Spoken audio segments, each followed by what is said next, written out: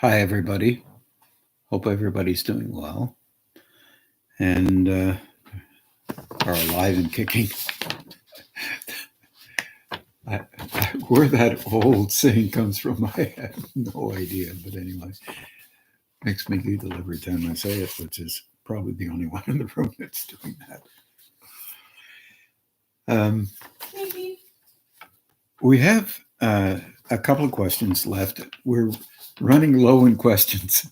I keep pulling them together so that we can answer two or three questions at the same time. And it ends up that I realize we're getting low in questions. Here's one from Bronwyn that I've been holding back on just a little bit because she asked the question, I wonder if you wouldn't mind telling the story of Adam and Eve again. And I keep thinking that people are going to be a little bit bored with the idea. But nonetheless, she adds a twist on this one. And she says, in relationship to the idea of freedom and choice.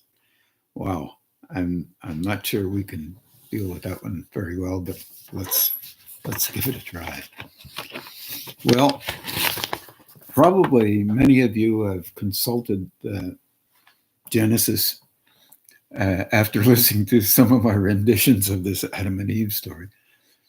And in talking about this Adam and Eve story, I'm trying to blend the idea that you and I, as normal human beings on this planet, are engaging with our day-to-day, with our biases, fundamentally, whatever they are, just doesn't matter what they are. I mean, generally it doesn't matter. It matters to us, but generally it doesn't matter what they are because the idea of a bias is that each individual has them. So with respect to that, this Adam and Eve story is, from my point of view, a metaphor or a parable, a teaching story that tries to help us to understand something that is perhaps not even interesting generally to people. And if you look at it from a very positive point of view, it is a lot different than looking at it from a negative point of view. Bad snake and bad Eve and all that sort of stuff, and poor Adam and all that. It's, to me, that doesn't make any sense. However, many people make a lot of sense out of it. And so therefore, and it's what they should do. They see it through the way they believe they need to see it. So I'm going to give you a rendition, very similar to what I think it makes some sense, why it makes some sense. And so there's a construction of a form named Adam, constructed in a way that looks exactly like us. And it's meant to do that simply because it's constructed through the breath of a higher state. So love is in it, and the breath of that higher state creates life, existence in itself, in a form that can relate to a level of consciousness that is precisely involved with the ability to communicate within itself, and express within itself with a creator, or that flow of energy that engages and can engage with higher states. But as the story goes, that creator can leave out of the awareness of Adam. So there are other states implied in this. All right. So the next state is, it appears like he's solitary and misses the creator. Therefore, it's perceived as lonely. So, that creative form takes of a part of Adam, which is alive and functional and conscious and able to communicate through the breathing, the expression of life. So he takes a rib, which is the protector of the breath, the apparatus where life, in the form like ours, remains functional. Through the breathing in, of course, the cleansing of the blood that circulates all the way around and is literally able to function quite ably at this level called the garden level or the Garden of Eden level or a higher state level. It creates this form, female form, so that he won't be lonely. And that's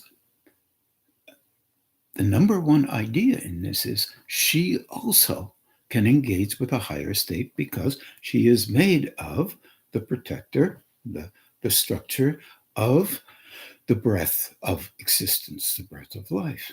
So she is functional at a higher state. This is really important to remember. Oh, by the way, the snake is too. And the snake has a conscious awareness of that creator. Now, this is really interesting if you look at it from a positive point of view.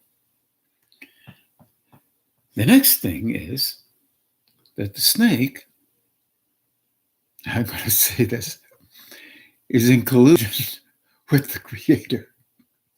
Here's the reason for that. The creator has to get both Adam and Eve out of the garden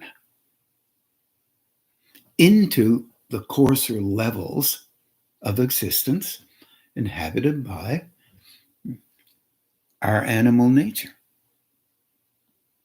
So, what to do? How to figure this out? How can we, if we're trying to figure this one out, how can we get these two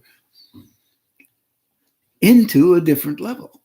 Now, remember, they basically don't have anything going for them except that they're free. They're free of biases. They don't have any. But they had emotion. If it can be trusted that Adam was lonely and Eve was helpful in relating to Adam, so they had the two of them could function in the same place. We're not told that any other animals were there of any kind, but the snake was. Anyway, so how to get them to get there? So it is noted that there is the tree of life and the tree of knowledge. That's an expression. Now, the tree of life and the tree of knowledge in all traditions, almost all traditions, I say almost all traditions, are related to the Sephiroth and chakras. And these are open valves that can be opened quite extensively or opened a little bit or not open, dormant, one could say. So because Adam and Eve and the serpent could functionally engage with higher states, their valves were more open. So, how to get those valves to function relative to the coarser planes? One of the ways to do that is digestion, not indigestion, digesting, that you digest something. Don't eat up this fruit because it will make you go into another state. The serpent, as part of the plan to get a higher state, aligned with a coarser state, as part of the plan, induces, shows people, Adam and Eve, that there is something that they could taste, that it might begin their digestive system, help it to function, so that as it functions, there is a movement into a coarser state. Simple thing, not negative at all, constructive. If those creatures in nature, with a nature form, are to be helped to find a pathway back into the Garden of Eden, then there would have to be a pathway that moves from the Garden of Eden down or into the heaven world. It was called also later, as time went on. Then to do that, they had to move down into the coarser levels, which they began to do so. They began slowly to engage digestively, and they had children. They were digesting or engaging in the coarser levels, and that is an aspect of nature in the coarser levels, not negative, just an aspect of nature. It is the nature of the coarser level. And finally, they're here. They live a long time, but their progeny continue on, and it's not explained that there could be the ability, as those valves have been opened, that transmission can occur from the heaven world or the Garden of Eden state, through these valves into the world, and to stimulate the dormant valves of a higher nature somewhat, and thus unknowingly begin to stimulate those lower systems, which will create a bias, a need to be functional on these planes for the purpose of survival on these planes, that they were they were already functional, but there was no link upward, no, let's say, line of reference that could be transmitted and stimulate others to begin to slowly move those valves more open, so their thoughts could be slightly different, perhaps their emotions slightly different, and the way they engage personally with life slightly different as well. And the big secret would eventually be spoken as opposed to kept secret. The big secret was there is a pathway into the heaven world or into the Garden of Eden, where you can converse with higher states than even the Garden of Eden world. It's a metaphor. It's a wonderful, wonderful parable. In relationship to the concept of freedom and choice, when they were in the Garden of Eden, they had total freedom and total choice one could say, in the garden. And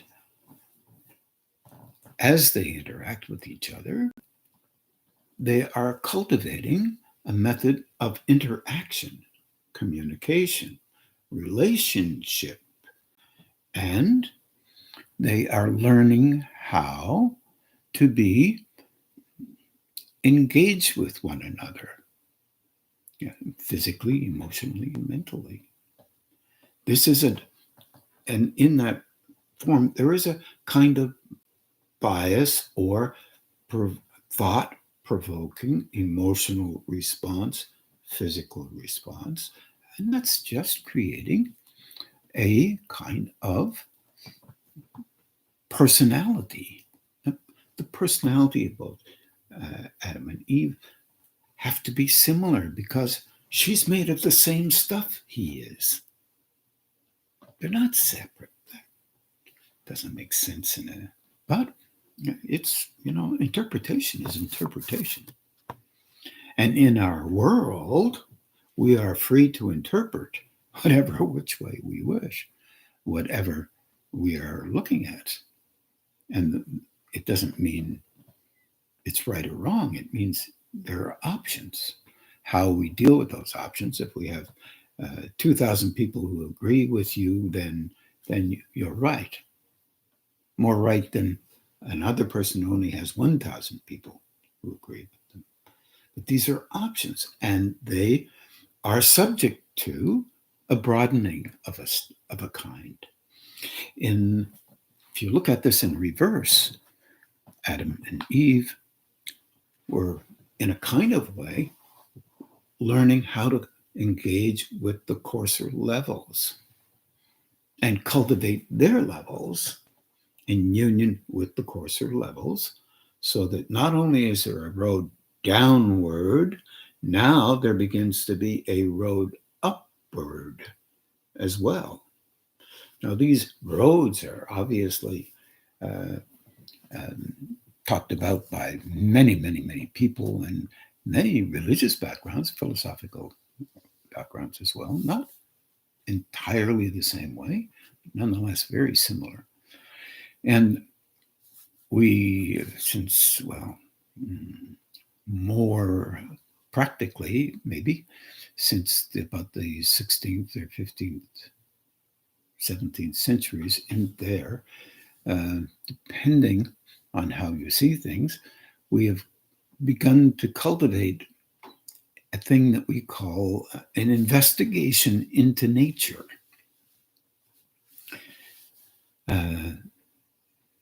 Nature as it is, as opposed to as it's been told it has to be. That is a kind of a choosing, kind of a freedom.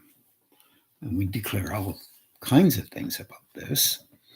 We, as a matter of fact, have philosophies that talk about the same thing. We are free to do whatever we want, when we want, and how we want. Yeah, that's right. And we've tried a whole lot of different biases, and some of them actually don't work. Some of them work a little better, and some of them really seem to work well as long as we don't include other people. It's very interesting. But in this kind of story, there is an act of love involved with this. The need that creatures of nature, who are surviving on these planes, they have a great need to also be able to work on this plane, as opposed to they are aware of other planes. And some people don't like that attitude. We want to become the great ones or whatever. And that's based on the same biases we've had for multi-thousands of years. And we must make some sense of this. Can't really say I have a perfect sense making of this, but there is a ladder Jacob talked about still in the Old Testament, and where people can begin to be aware of other levels. Well, there are levels on this level, or coarser levels, that say, ideas that say, no, that's all can't be true. It can't be true because you don't perceive it. It's not an option for you until you perceive it. If you perceive it, experience it, then it's not an option anymore. It's a reality for you. We also have very stringent rules about what you can see and still be healthy. We do this because we're vulnerable as a species to ideas that may not be real. And there are a lot of make-up stories in our reality that we tend to believe without knowing they're not real. So the truth is we have to be okay with checking out our options as well as some of the ones that we're told are important to us. And this we sometimes tend to do. Other times we don't. If somebody shows us something that we agree with, then we don't do it so much. But even then, worthwhile. In this particular idea, I like the idea of the concept of freedom and choice. And there is a dilemma in it too. We have a stubbornness in our species. And some of that stubbornness is really beneficial to us. Some of it isn't. If people could help us somehow to go beyond what we could perceive currently, some would even say, I don't want to help with that. I don't want to know what's beyond my perception. So therefore, I don't want to have that perception because I'd be too nervous about it. And that's an option that people generally have. The business of freedom and choice is valuable to us.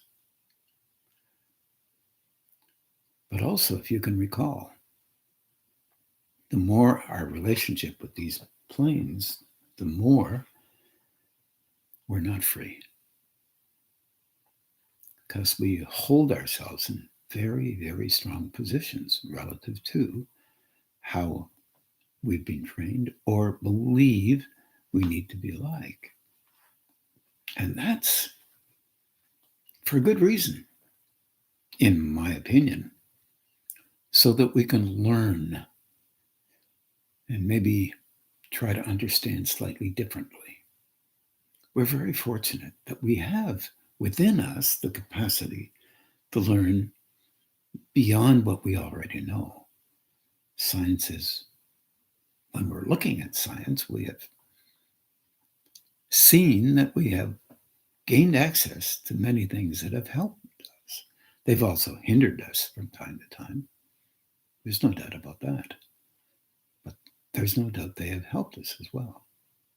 We look at these things like tools, and in a kind of a way, we are subject to our own vulnerability, our own fears, our own inability to allow ourselves to be curious about what might be available to us. And this is difficult for us. But nonetheless, we slowly move forward. And there are those, of course, who move forward a little quicker, and they're considered quite able. And ultimately, if they are really able, they attempt to help others to move forward quicker too. Because it's in alignment with a strange parable about the Garden of Eden. If you're really able, you're truly able, then you can do your best to help others to grow in a manner that relates to them beyond where they are now. And that seems a little bit difficult for us to understand. But it's the individual who has to grow through them. And they have the freedom and the option to slow it down or speed it up. But it makes them vulnerable if they speed it up, because they engage with life differently than they have yesterday, slightly. And they don't know what the future is for them. Case in point, nobody really knows what the future is for them either. But that doesn't matter. If you keep the same biases, you will be eventually engaging in a future that is similar to the one you had before.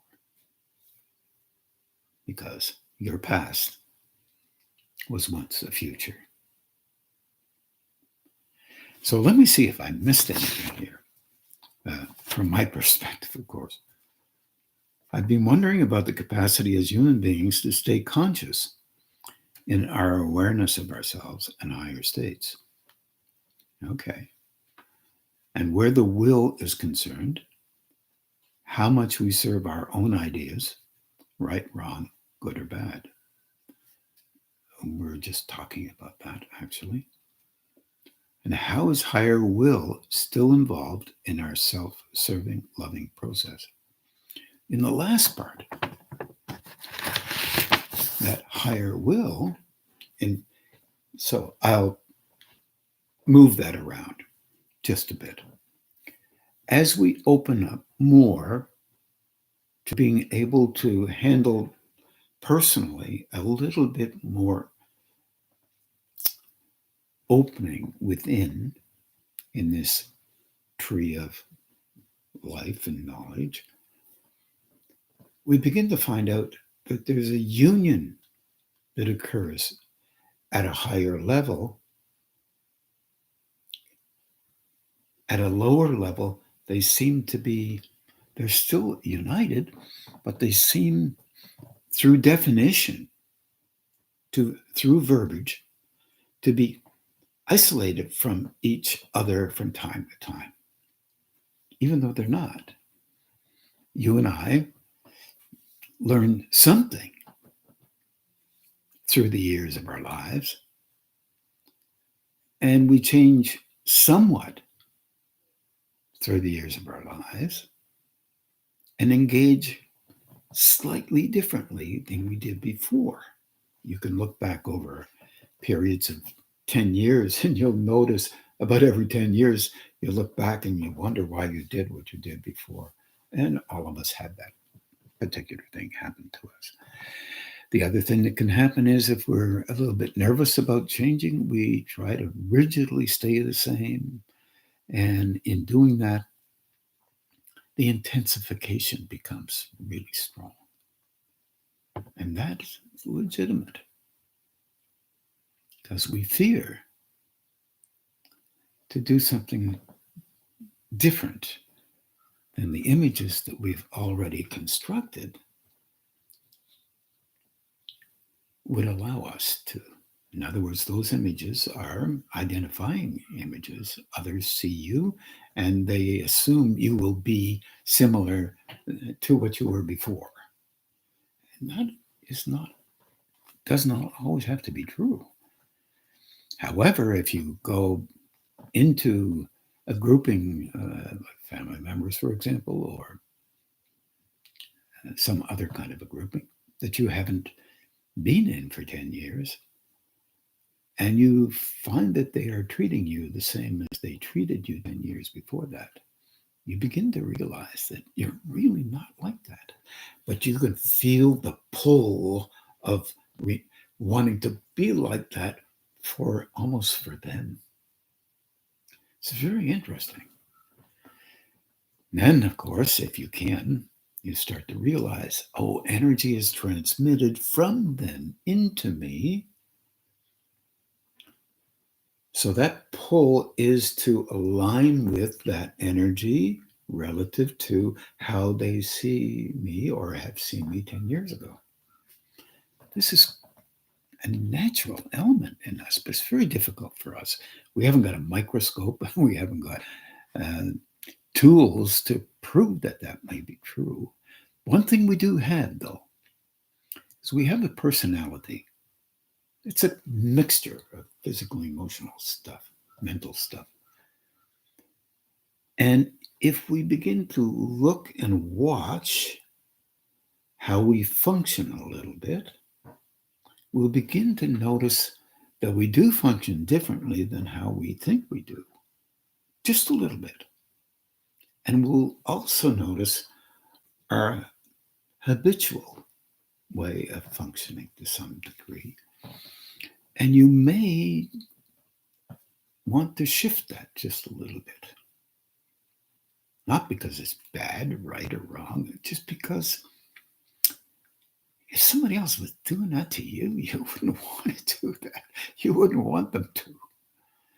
Or you're just noticing that something inside of you has shifted and you'd like to be slightly different than you were before. Okay, it's allowed. At the same time, how you were before has been practiced.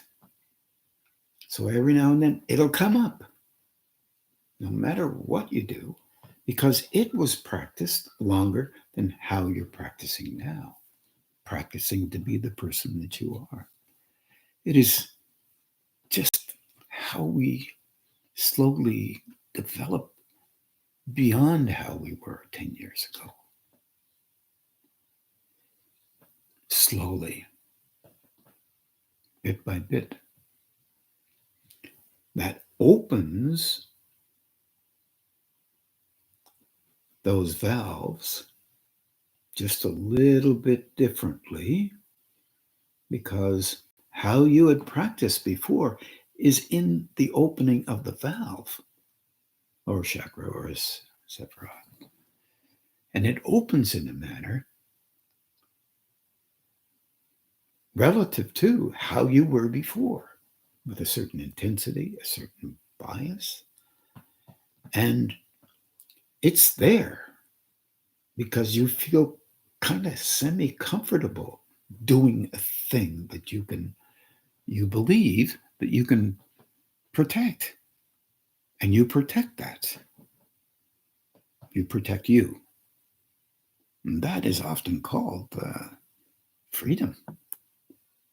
In a kind of a way, the cultivation of that protective zone tightens you up and captures you. The methods capture you.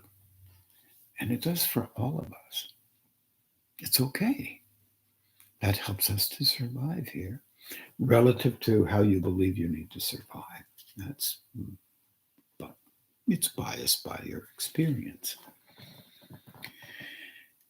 And how others have told you you should be, and how you think you need to be in the eyes of others. Legitimate, I guess, relatively speaking. So there's no negation in it, but it's how we function. And this was the movement of that a deeper level of capacity to perceive, that awareness of engagement with higher states, moved into these states so that there is an energetic component, transmission of this throughout the world at that time, the beings of consciousness at that time, human beings, and call them what you want. Anthropologically, you might call them something different, but no, not really. Substantially, we were basically humanoid. And we were attracted to the animal nature of ourselves. Not a really negative thing. It's just that was the attraction. Oh, by the way, we still have some of those attractions. They still function, because if they didn't, we would not be able to survive as a species. This is not only sexuality, by the way. This is intensity, sometimes aggression, sometimes self-protection. Sometimes you need time to figure out how you really feel inside your own head, your own body, your own emotions. There's no devaluation in it. As a matter of fact, if you stretch the definition of kindness, it's even kind, even though it doesn't look kind in the eyes of others, for you to protect yourself. Because at that point, you don't know that you may not need to. Because you can think it through, and sometimes you don't have time to think through. Therefore, the emotion comes up, and then that's protecting. It's not a devaluation. It's an understanding. Slowly, the awareness of this occurring allows you to understand you slightly better, and perhaps begin to understand others who are doing exactly the same as you are. Some are not conscious of that yet. Some are. And then, if they are, if an increase in flow from another state comes in, soft, you will protect against changing too much, because the valves are open.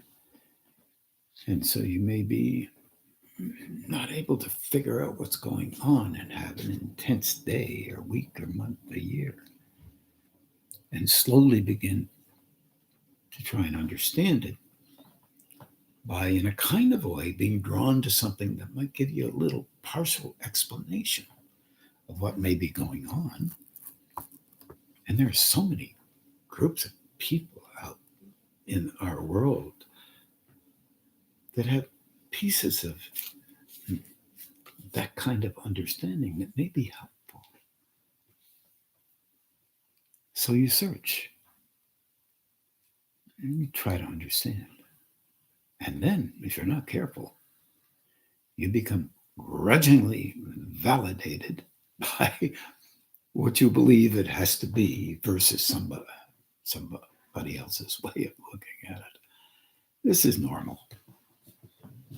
And look around, be around people, whether it's spiritual, scientific, art, I don't care.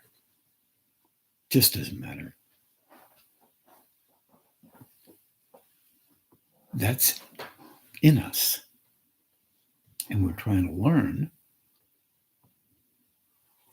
to slow it down a little bit before we express ourselves. It's very difficult to do. There's no perfection in this. It's bit by bit, little by little, attempting to understand the best we can. If you do that, then your question of freedom becomes touched by a different definition. You're becoming more free to allow yourself to reconsider, revise, withdraw when you want to advance, slow down, and make some sense of something, and realize that as you open a little bit more, you will have to move through a different cycle, but it's a cycle nonetheless of trying to understand what's going on. And since you've been through one or two cycles before, you'll say, oh, I've been through this before. There's kind of an increase here.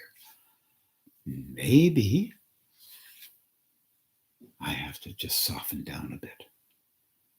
So, okay, let me try and be honest with myself. One could say, oh my gosh, I'm a little intense. Good. That level of honesty will support you and broaden out your willingness to be okay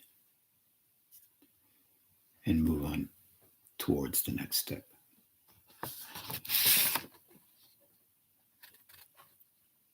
I hope that helps a little bit, Bronwyn. If not, you can, next time we see each other, you can have a few more things that you would like to say. It's really fine. Try and do something about it. I don't know. We'll give it a shot.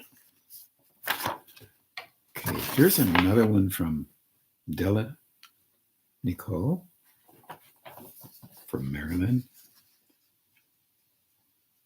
Okay, how can anyway, I remember you speaking about the fact that around 3 a.m. in the morning is the time when the whole world is meditating, or something like that.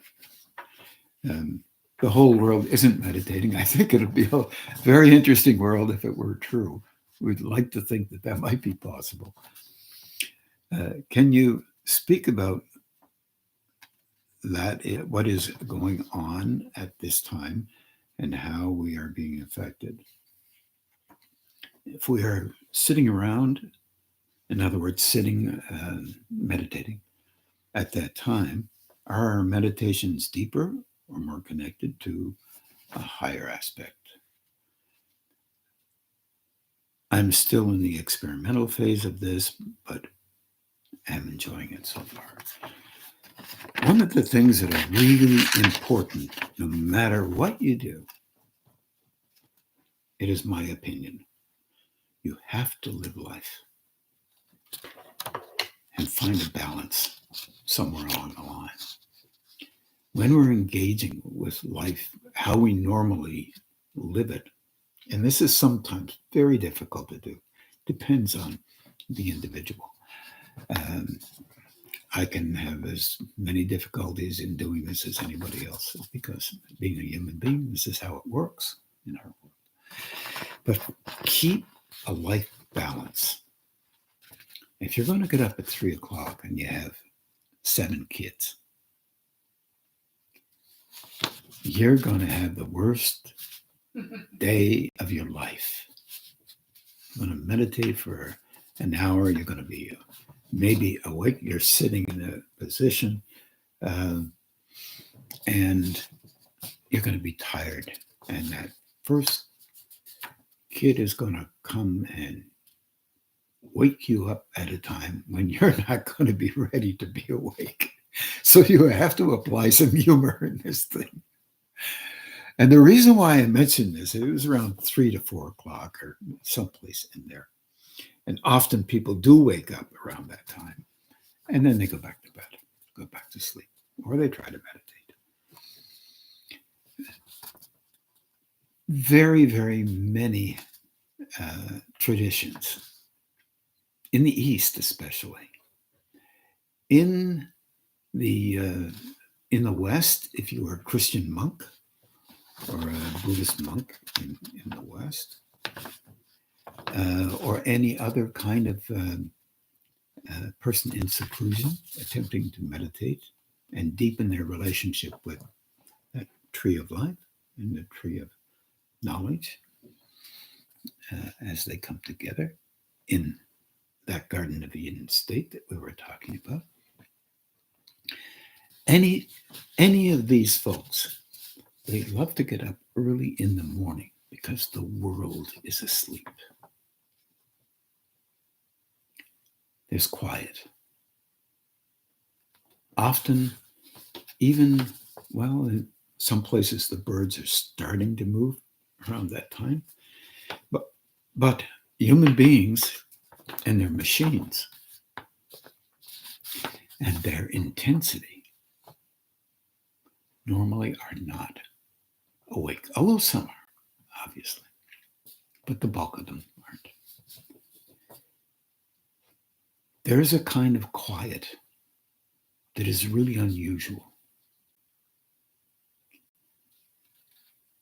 And you can hear it. It's like a silence, very peaceful.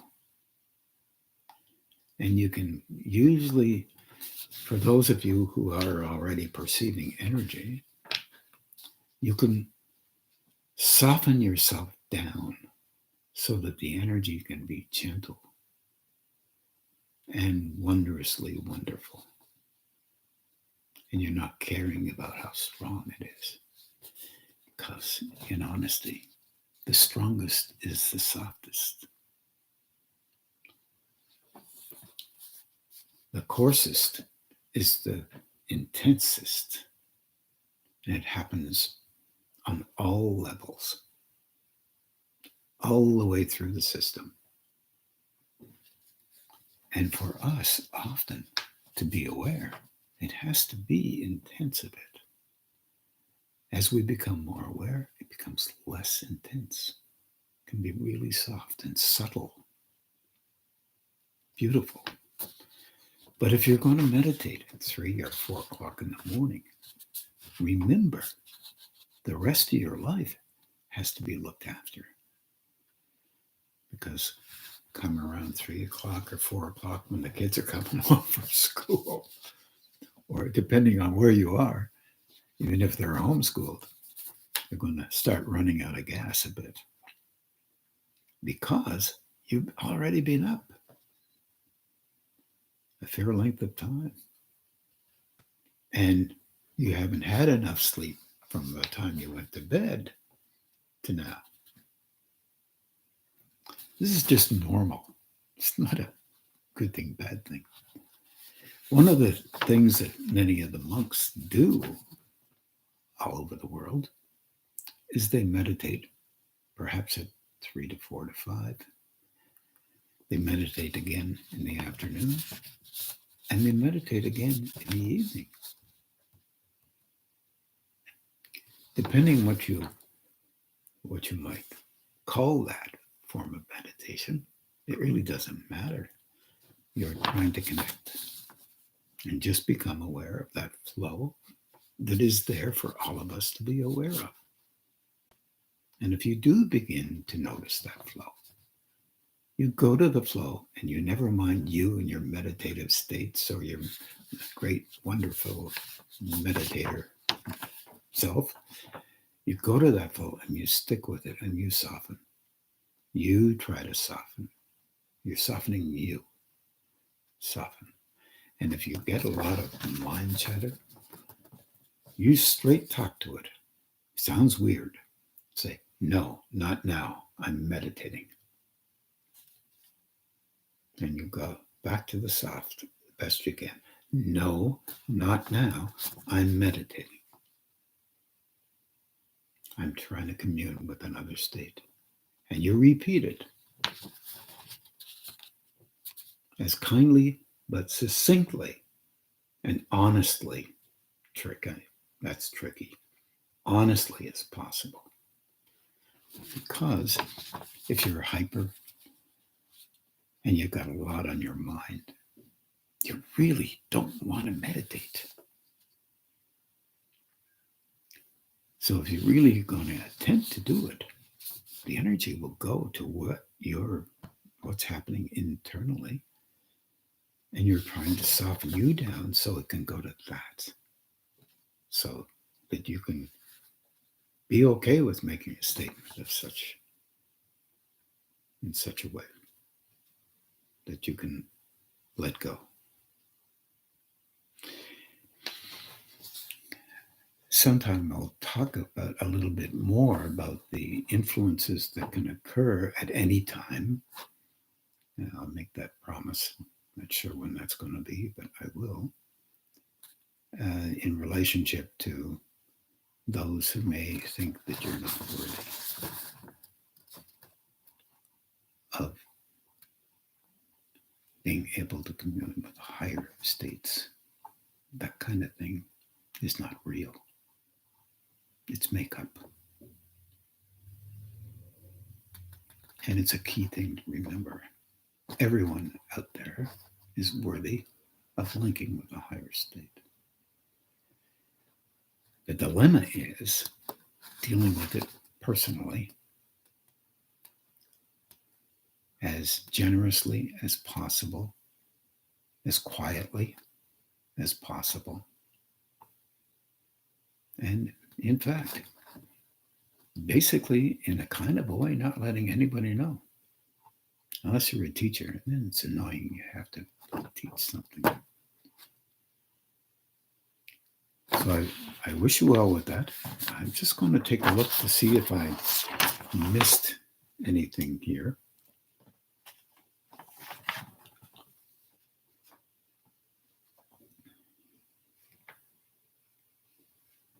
Oh yeah, when you're meditating, try to, in your version, whatever it is, if it's religious, fine. If it's some form of different idea, focus on what you consider a higher state, the best you can. Then ultimately, that may shift over the years. Be okay with that. It may go broader, might go be different. But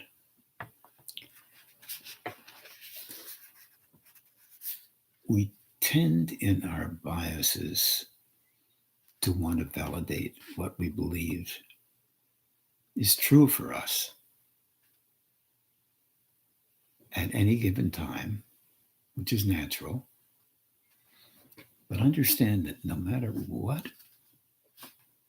whatever we experience, there's something beyond that. And that's okay. So we're learning how to perceive where we can, when we can, and then ultimately to let whatever is beyond that become more perceivable. If that makes any sense. In this particular question, I think I've covered everything that we need to. I hope that's okay, Della. And I hope you're okay. And for heaven's sake, if you find yourself a little bit too tired and the kids are waking you up too soon, try to remember that maybe 4 o'clock is better than 3. And it'll still be quiet enough. And if you find that neither 4 or 3 is, you're able to continue it, find another time. Usually at night, all of you out there may or may not have noticed that it gets a little bit, you get tired and you fall asleep. Try to maintain awareness the best you can. Now, it may shift from your physical awareness into a mental awareness or emotional awareness in a kind of a way. And if it does shift, let it shift. You may, for example, it has occurred. I've been snoring and wide awake in my head, and I'm sure I'm accusing somebody else of that snoring. I definitely have a story about that one. And that's real. So find a place where you're real. Fair enough? And be okay with you. And just continue the best you can. But remember, find a balance. That life balance is very important.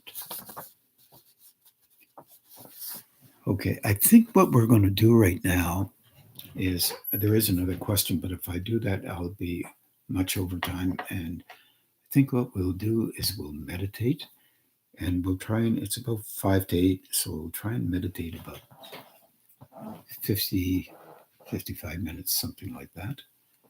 And here we are. We're just set up to meditate.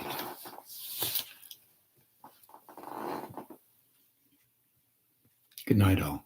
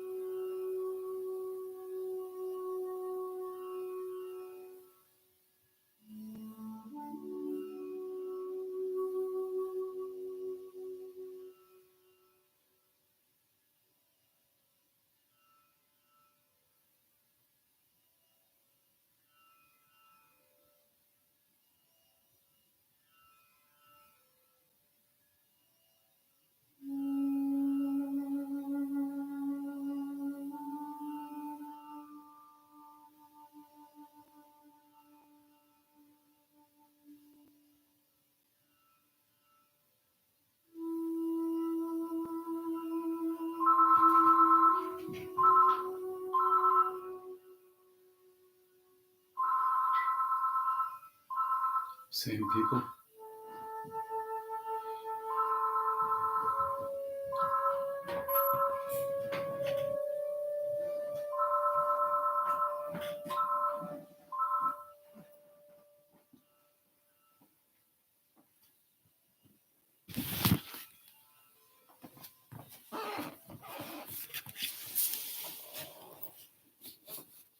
Now we'll just come to the end of the meditation, and you can meditate, just come out on your own.